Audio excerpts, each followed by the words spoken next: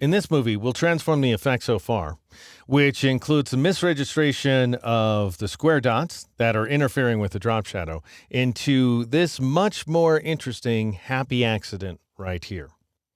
I'll go ahead and switch back to the infamous document in progress here, and I'll click on the letters in order to select them.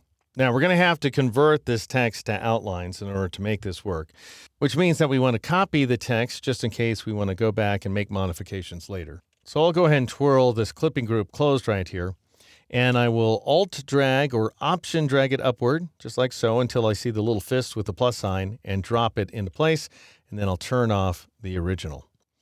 All right, now what we want to do is go up to the Type menu and choose Create Outlines in order to convert the editable text to static path outlines, and that's when the magic occurs. That's when all of a sudden we get this, because we've lost the fill of the letters and we're seeing through the fill, and we're now projecting drop shadows behind each one of the rotated square dots.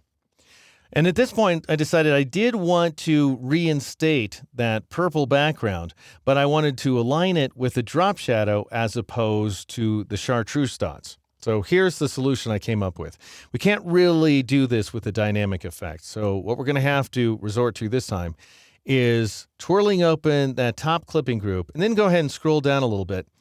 Click on this guy right there, which is the actual clipping mask, the characters that appear to be an outline, and go ahead and press the Alt key or the Option key on the Mac and drag this guy down all the way to the bottom of the layer until you see the little fist with the plus sign. And because we're dropping this item below the other layers, that will ensure that these duplicate letter forms are not part of the clipping group.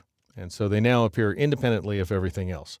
All right, with these background letters selected, go up to the first swatch on the left side of the control panel, click on it, and then let's go ahead and reinstate that shade of purple, which is R102, G45, and then B145. And we end up with this effect here. Now, you may recall in the previous movie, I entered X offset and Y offset values of 4 points. So I'm going to press the down arrow key 4 times in a row. 1, 2, 3, 4. And then I'll press the right arrow key 4 times in a row as well. 1, 2, 3, 4.